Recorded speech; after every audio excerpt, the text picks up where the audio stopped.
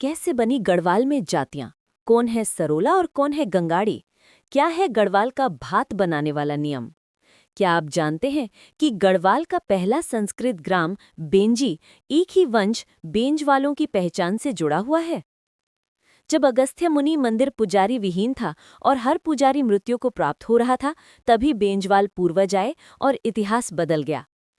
बेंजवाल सिर्फ एक उपनाम नहीं, बल्कि महर्षि अगस्त्य से मिली 700 साल पुरानी जीवित विरासत। अगस्त्य कवच की शक्ति ने जो किया, उसने बेंजवालों को साधारण प्रवासी से देवालयों के संरक्षक बना दिया। सब कुछ विस्तार से जानने के लिए देखें विस्तृत चर्चा। आज की इस खास चर्चा में स्वागत है। नमस्कार। आज हम उत्तराखंड के गढ़वाल क्षेत्र के सामाजिक इतिहास की गहराई में उतर रहे हैं। जी। ये समझने की कोशिश करेंगे कि कैसे प्रवासन मतलब माइग्रेशन, हाँ। वहाँ का जो अनोखा भूगोल है और कुछ खास परंपराएं हैं, उन्होंने गढ़वाल के समाज को और खासकर वहाँ की जाति व्यवस्था को कैसे एक अलग ही शक्ल दी। हाँ, ये बहुत ही दिलचस्प विषय है। हमारे पास जो स्रोत हैं उनमें गढ़वाल के पूरे इतिहास से लेकर बेंजी गांव के बेंजवाल समुदाय पर एक बहुत ही खास स्टडी शामिल है। जी हाँ। हमारा मकसद है इन स्रोतों से जरूरी जानकारी निकालना और ये समझना कि आखिर गढ़वाल की अपनी पहचान कैसे बनी। बिल्कुल। इसमें हम प्राचीन जनजातियों से शुरू करके बाद में मैदानी इलाकों से जो समूह आए और फिर कैसे एक पूरा राज्य बना, इस पूरे सफर को देखेंगे। और हाँ, बेंजवाल समुदाय की कहानी को हम एक उदाहरण की तरह इस्तेमाल करेंगे, ये देखने के लिए कि कैसे इतिहास की ये बड़ी लहरें एक छोटे से समुदाय की जिंदगी में झलकती हैं। सही कहा। एक माइक्रो लेवल पर्सपेक्टिव मिलेगा इससे। तो चलिए शुरू करते हैं गढ़वाल की जड़ों को टटोलना। जरूर। तो अगर गढ़वाल के शुरुआती निवासियों की बात करें तो 11वीं सदी से पहले इस इलाके में, जिसका जिक्र पुराने ग्रंथों जैसे स्कंद पुराण के केदार खंड में भी मिलता है, कोल, किरात और सबसे ज्यादा खश या खसिया जनजाति के लोग रहते थे। हाँ, ये मुख्य रूप से यहाँ के मूल निवासी माने जाते हैं। और कहा जाता है कि इनकी सामाजिक बनावट मैदानी इलाकों की जटिल वर्ण व्यवस्था जैसी नहीं थी, बल्कि काफी सरल थी। ये बात सही है। हसिया समाज की अपनी एक व्यवस्था थी। फिर जब बाद की सदियों में मैदानी इलाकों से ब्राह्मण और राजपूत समूह आने लगे, हाँ, तो उन्होंने खसिया लोगों को पूरी तरह हटाया नहीं, बल्कि एक दिलचस्प चीज हुई। इन नए आए समूहों ने खसिया समुदाय को अपनी सामाजिक व्यवस्था में शामिल कर लिया। अच्छा, मतलब उन्हें एब्जॉर्ब कर लिया। हाँ, एक तरह से। इसी से खस राजपूत और खस ब्राह्मण जैसी श्रेणियां बनी। अब यहाँ समझने वाली बात यह है कि गढ़वाल की जाति व्यवस्था सीधे मैदानों से कॉपी पेस्ट नहीं हुई। ये यहाँ की मूल आबादी और बाहर से आए ऊंचे माने जाने वाले समूहों के बीच मेलजोल, शक्ति संतुलन और स्टेटस को लेकर हुई बातचीत से बनी एक मिलीजुली हाइब्रिड व्यवस्था है। ओके। अक्सर ऐसा भी होता था कि एक ही जाति, मान लीजिए राजपूत, उसके अंदर भी जो बाहर से आए वंश थे, वो खुद को खस मूल के राजपूतों से थोड़ा ऊंचा मानते थे। क्यों? ऐसा क्यों? शायद इसलिए क्योंकि वो मैदानी इलाकों की स्थापित पहचान या किसी शाही जुड़ाव के साथ आए थे। उनकी अपनी एक वंशावली थी, एक इतिहास था जिसे वो साथ लाए थे। अच्छा, तो ये एक तरह का मिश्रण था। और फिर सुनने में आता है कि 11वीं-12वीं शताब्दी के आसपास एक बड़ा बदलाव आया, जिसे शायद महान प्रवासन कह सकते हैं, जब बड़ी संख्या में लोग गढ़वाल आए। हाँ, ये एक महत्वपूर्ण दौर था। राजस्थान, गुजरात, महाराष्ट्र, कन्नौज, यहाँ तक कि बंगाल जैसे अलग अलग इलाकों से ब्राह्मण और राजपूत वंश गढ़वाल की तरफ आए। इसके कारण क्या थे? मतलब क्यों आए वो लोग? कई कारण थे। एक बड़ा कारण तो मैदानी इलाकों में होने वाले हमले, खासकर जो तुर्क आक्रमण हो रहे थे, उनसे बचना भी था। ये पहाड़ी घाटियां ज्यादा सुरक्षित महसूस होती थीं। सही। और शायद कुछ लोग तीर्थ यात्रा के लिए आए और यहीं बस गए, या कुछ को स्थानीय राजाओं ने बसाया हो। और ये जो नए लोग आए, वे सिर्फ अपनी जान बचाने नहीं आए होंगे, अपने साथ कुछ लाए भी होंगे। मेरा मतलब है कल्चर, टेक्नोलॉजी। बिल्कुल। वे अपने साथ अपनी परंपराएं, अपनी वंशावली तो लाए ही, साथ ही खेती के नए तरीके और शासन चलाने के तौर तरीके भी लाए। उन्होंने यहाँ आकर छोटी छोटी रियासतें बनानी शुरू की, जो अक्सर किसी एक किले यानी गढ़ के इर्द गिर्द बसी होती थीं। अच्छा, ये गढ़ वाला कॉन्सेप्ट? हाँ, समय के साथ ऐसे करीब 52 गढ़ बन गए। हर गढ़ का अपना एक छोटा राजा या ठाकुर होता था। जैसे वागड़गढ़ था, जहाँ नागवंशी राणाओं का राज था, या चांदपुरगढ़, जहाँ सूर्यवंशी राजा थे। ये एक तरह से छोटे छोटे राज्यों का समूह था। पैचवर्क जैसा। हाँ, बिल्कुल। बाद में परमार या पवार वंश के एक राजा हुए, अजयपाल। हाँ, उनका नाम सुना है। उन्होंने इन सभी 52 गढ़ों को जीतकर एक बड़े और एकीकृत गढ़वाल साम्राज्य की नींव रखी, लगभग 15वीं सदी के आसपास। और ये गढ़ सिर्फ राजनीतिक इकाइयां नहीं थी, इनका सामाजिक असर भी पड़ा, खासकर उपनामों पर। ये बात मुझे काफी अनोखी लगी। हाँ, ये गढ़वाल की खास पहचान है। कई जातियों या वंशों के उपनाम सीधे उनके मूल गढ़ से जुड़ गए। जैसे कोई उदाहरण? जैसे सजवाण जाति का नाम कोयलीगढ़ से जुड़ा जाता है, या रावत जाति का मुंगरागढ़ से। तो आपका उपनाम सिर्फ आपका परिवार नहीं बताता था, बल्कि ये भी बताता था कि आपके पूर्वज किस गढ़ के इलाके से जुड़े थे। एक तरह से ज्योग्राफिकल मार्कर बन गया। और सिर्फ गढ़ ही नहीं, शायद गांवों के नाम पर भी उपनाम रखे गए। एकदम सही। कई उपनाम सीधे बसे हुए गांवों के नाम से निकले। जैसे थपलियाल उपनाम थापली गांव से आया, जो चांदपुर गढ़ के पास था। डिमरी उपनाम डिम्मर गांव से आया। अच्छा। तो गढ़वाल में उपनाम एक तरह का पता है। ये आपकी भौगोलिक जड़ें और ऐतिहासिक जुड़ाव बताता है। ये सिर्फ लोगों का आना जाना नहीं था, ये पहचान गढ़ने की भी प्रक्रिया थी। ये वाकई में बहुत अलग है। सोचिए, आज के जमाने में अपने गांव के नाम से पहचाने जाना कितना अलग लगता है। हाँ, बिल्कुल। तो हमने देखा कि कैसे बाहर से आए समूहों और स्थानीय भूगोल ने पहचान बनाई। लेकिन गढ़वाल के समाज की एक और खासियत, अंदरूनी विभाजन भी थे, खासकर ब्राह्मण समुदाय में। ये सरोला और गंगाड़ी वाली व्यवस्था थोड़ी जटिल लगती है, इसके बारे में थोड़ा और बताइए। हाँ, ये गढ़वाली ब्राह्मण समाज की एक बहुत ही अनूठी व्यवस्था थी, जो शायद इसी रूप में कहीं और न मिले।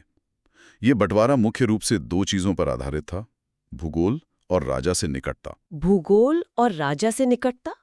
सरोला वो ब्राह्मण थे जो राजधानी पहले चांदपुर गढ़ी के पास ऊंची पहाड़ी श्रृंखलाओं यानी सार पर बसे थे। सार, ओके। राजा ने उन्हें कुछ खास धार्मिक काम सौंपे थे, जिनमें सबसे महत्वपूर्ण था शाही रसोई में भोजन पकाना, यानी भात बनाना। माना जाता है कि इसी सार और रसोई के काम, रोला शायद रसोई या पकाने से जुड़ा हो, से उनका नाम सरोला पड़ा। अच्छा, सार से सरोला। और गंगाड़ी? गंगाड़ी ब्राह्मण वो थे जो गंगा नदी या दूसरी नदियों की निचली घाटियों यानी गंगार में बसे थे। वे राजधानी और सत्ता के केंद्र से तुलनात्मक रूप से दूर थे। तो ये सिर्फ रहने की जगह का फर्क नहीं था, इसका सामाजिक हैसियत पर भी सीधा असर पड़ा, खासकर वो भात वाला नियम, उसके बारे में सुना है। बिल्कुल। राजा के करीब होने और शाही रसोई संभालने की वजह से सरोलाओं को समाज में ऊंचा दर्जा मिल गया। इसका सबसे बड़ा निशान था भात का नियम। क्या था वो नियम? नियम ये था कि सरोला ब्राह्मण का पकाया हुआ भात चावल गढ़वाल में कोई भी खा सकता था, चाहे वो किसी भी जाति का हो। लेकिन सरोला ब्राह्मण किसी गंगाड़ी या दूसरे ब्राह्मण के हाथ का बना भात नहीं खाते थे। अरे! भले ही उनके पूजा पाठ के तरीके या गोत्र वगैरह काफी मिलते जुलते हों, लेकिन पवित्रता के इस एक नियम ने सदियों तक एक सख्त सामाजिक ऊंच नीच बनाए रखी। ये तो कमाल की बात है। मतलब राजा की रसोई ने जाति को फिर से परिभाषित कर दिया एक तरह से। आप इसे ऐसे कह सकते हैं। यहाँ सबसे चौंकाने वाली बात यह है कि कैसे राजा की रसोई ने जाति को फिर से परिभाषित कर दिया। सरोलाओं की ऊंची स्थिति जन्म या शुद्धता के पारंपरिक विचारों से उतनी नहीं आई, जितनी कि सीधे राजा के राजनीतिक संरक्षण और रोजमर्रा के काम जैसे खाना पकाना। हाँ, ये राज्य प्रायोजित अनुष्ठानिक पवित्रता का एक बेहतरीन उदाहरण है। राजाओं ने सिर्फ रसोई ही नहीं बल्कि राजगुरु, मंत्री, वैद्य जैसे अहम पदों पर भी रखते थे। अच्छा, यही राजकीय सेवा उनकी ऊंची हैसियत का आधार बनी। राजा ने इस सरोला गंगाड़ी व्यवस्था को एक तरह से आधिकारिक मान्यता दे दी, जिससे ये राज्य की मान्य ब्राह्मण व्यवस्था बन गई। ये दिखाता है कि सत्ता कैसे धार्मिक नियमों को भी आकार दे सकती है। ये गढ़वाल के लिए एक बहुत ही अनोखी बात है। ये तो सच में बहुत अनोखा है। और ये भी सुनने में आया कि सरोला समूह शुरू में सिर्फ 12 परिवारों का था, जो बाद में बढ़कर 33 तक हो गया। क्या ये दिखाता है कि ये व्यवस्था उतनी कठोर नहीं थी जितनी लगती है? हाँ, ये इस व्यवस्था के लचीलेपन की तरफ इशारा करता है। ये कोई जन्म से तय और हमेशा के लिए बंद समूह नहीं था। अच्छा। ये एक तरह का राजनीतिक और सामाजिक गठबंधन था, जो समय के साथ बदला। ऐसा लगता है कि राजा अपनी ताकत बढ़ाने के लिए या रणनीतिक कारणों से, जैसे शादी ब्याह के जरिए या शाही आदेश से, दूसरे असरदार ब्राह्मण परिवारों को भी सरोला समूह में शामिल कर सकते थे। मतलब ये स्टैटिक नहीं था? बिल्कुल नहीं। तो सरोला होना सिर्फ एक वंश की बात नहीं थी, बल्कि एक खास सामाजिक और राजनीतिक वर्ग का हिस्सा होना था, जिसे राजा का संरक्षण प्राप्त था। समझ गई। सरोला गंगाड़ी के अलावा क्या और भी श्रेणियां थीं? जैसे वो क्या कहते हैं, खसिया ब्राह्मण या नाना गोत्री का जिक्र आया था? हाँ, मुख्य विभाजन तो सरोला गंगाड़ी का था, लेकिन इनके अलावा खसिया ब्राह्मण, जो मूल खस आबादी से बने थे, और नाना गोत्री ब्राह्मण भी थे। नाना गोत्री मतलब? नाना गोत्री का मतलब था जिनके गोत्र अलग-अलग थे या जिनकी वंशावली उतनी स्पष्ट या प्रतिष्ठित नहीं मानी जाती थी सरोलाओं की तुलना में। ओके। और समय के साथ, खासकर जब लोग एक जगह से दूसरी जगह जाते थे या अपने ही समूह में शादी के लिए रिश्ते नहीं मिलते थे, तो व्यावहारिक कारणों से इन समूहों के बीच शादियां होने लगीं। सरोलाओं ने गंगाड़ी और नाना गोत्री परिवारों में शादियां करनी शुरू की। इससे तो नियम और उलझ गए होंगे। मतलब कौन सरोला, कौन गंगाड़ी? हाँ, बिल्कुल। हाँ। जैसे नियम बन गए कि अगर पिता सरोला है और माँ गंगाड़ी, तो बच्चे को गंगाड़ी माना जाएगा। इससे एक ही परिवार में दोनों तरह की हैसियत वाले लोग हो सकते थे। ओ बाप रे। धीरे धीरे, खासकर जब राजधानी बदली और राजनीतिक माहौल बदला, तो ये भेद कुछ धुंधले पड़ने लगे। आज के ज़माने में तो ये फ़र्क लगभग खत्म हो गए, लेकिन गढ़वाल के समाज के इतिहास को समझने के लिए ये सरोला गंगाड़ी व्यवस्था बहुत महत्वपूर्ण है। हाँ, ये तो बिल्कुल साफ हो गया। ये तो हुई गढ़वाल के समाज की बड़ी तस्वीर। अब जरा लेंस को और करीब लाते हैं और बेंजवाल जाति के सूक्ष्म इतिहास को देखते हैं। जैसा कि आपने शुरू में कहा था, इनकी कहानी शायद उन बड़ी बातों का एक अच्छा उदाहरण है जिनकी हमने अभी चर्चा की, यानी प्रवासन, नई जगह बसना और अपनी पहचान बनाना। सही कहा। बेंजवाल समुदाय की कहानी वाकई दिलचस्प है। वे खुद को कान्यकुब्ज ब्राह्मण बताते हैं। कान्यकुब्ज मतलब कन्नौज वाले? हाँ, जो उत्तर भारत में खासकर कन्नौज इलाके से जुड़ा एक प्रतिष्ठित और ऊंचा माना जाने वाला ब्राह्मण समूह है। ऐसा माना जाता है कि इनके पूर्वज 11वीं सदी के आसपास महाराष्ट्र में बीजमठ नाम की किसी जगह से गढ़वाल आए थे। महाराष्ट्र से गढ़वाल? ये तो काफी लंबा सफर हुआ उस जमाने में। हाँ, ये यात्रा लंबी लगती है, लेकिन उस जमाने में ब्राह्मणों का पूरे भारत में, खासकर हिमालय जैसे पवित्र माने जाने वाले इलाकों की तरफ आना जाना लगा रहता था, ज्ञान की तलाश में, तीर्थ के लिए या राजाओं के बुलावे पर। तो बेंजवालों के सबसे पहले पूर्वज पंडित देवस्पति गढ़वाल आकर सबसे पहले अगस्त्य मुनि के पुराने आश्रम पुराना देवल के पास बामनकोटी नाम की जगह पर बसे। और फिर बेंजी गांव कैसे बसा? बाद में उनके वंशज हुए कीर्तदेव और बामदेव। उन्होंने रुद्रप्रयाग जिले में अगस्त्य मुनि कस्बे के पास एक नई जगह खोजी और वहां बेंजी गांव बसाया। अच्छा। और जैसा कि गढ़वाल में रिवाज था, जिसकी हमने पहले बात की, उन्होंने अपने गांव के नाम पर ही अपना उपनाम बेंजवाल रख लिया। बेंजी गांव से बेंजवाल। हाँ। तो उनकी पहचान में कई परतें हैं।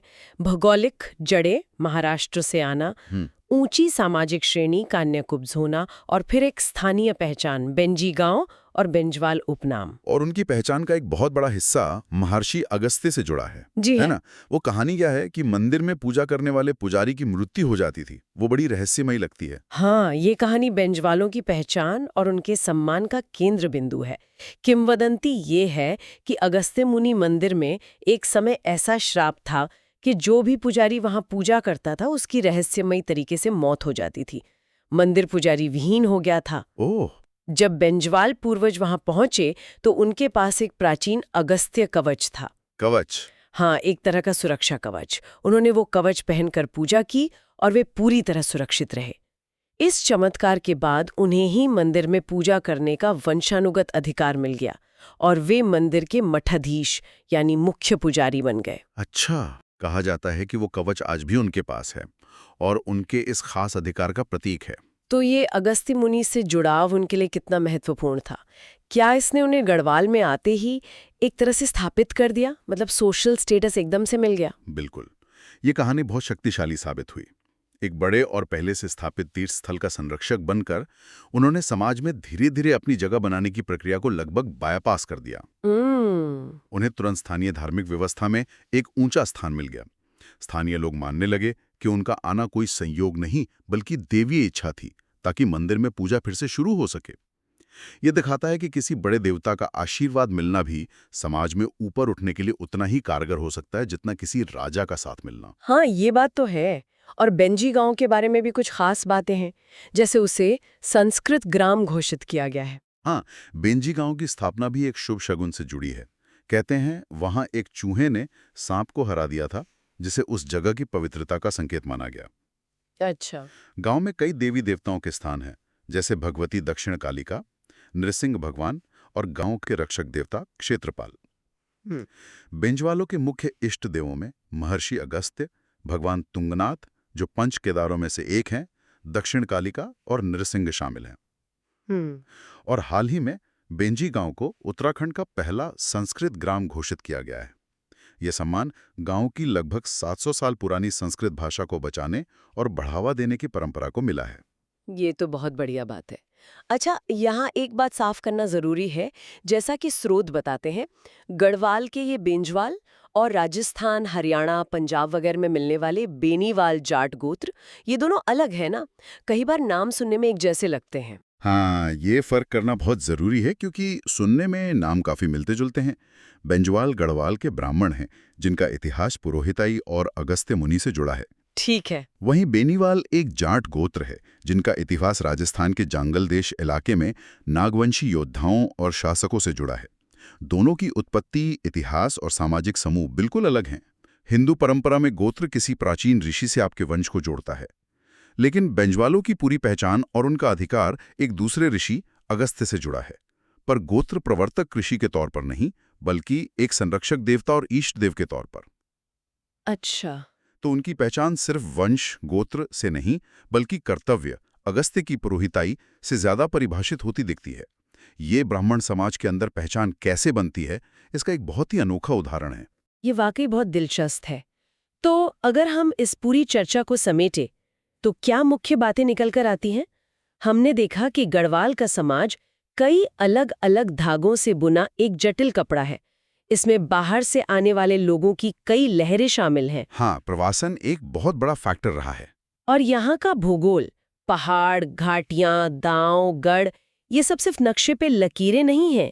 ये सीधे लोगों के उपनामों और उनकी पहचान से जुड़ गए। बिल्कुल, स्थान की पहचान बहुत मजबूत है। और हमने ये भी देखा कि कैसे राज्य की राजनीति ने समाज के अंदर अपनी ही तरह की व्यवस्थाएं खड़ी की।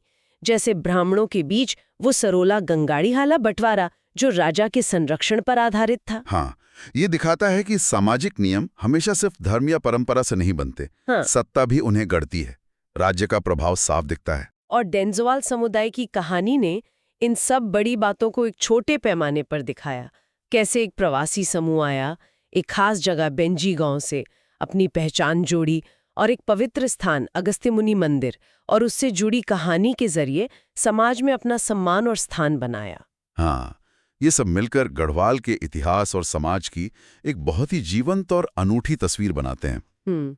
और यहाँ से एक सवाल मन में उठता है जिस पर शायद आगे सोचा जा सकता है। जरूर, क्या सवाल है? सवाल ये है कि पहचान के ये जो पारंपरिक आधार हमने देखे, यानी किसी खास जगह से जुड़ाव जैसे बेंजी गांव, किसी खास वंश या परंपरा से जुड़ाव जैसे कान्यकोप जी या अगस्त्य के पुजारी होना, और किसी खास काम से जुड़ाव जैसे पुरोहिताई, आज के दौर में इनका क्या हो रहा है?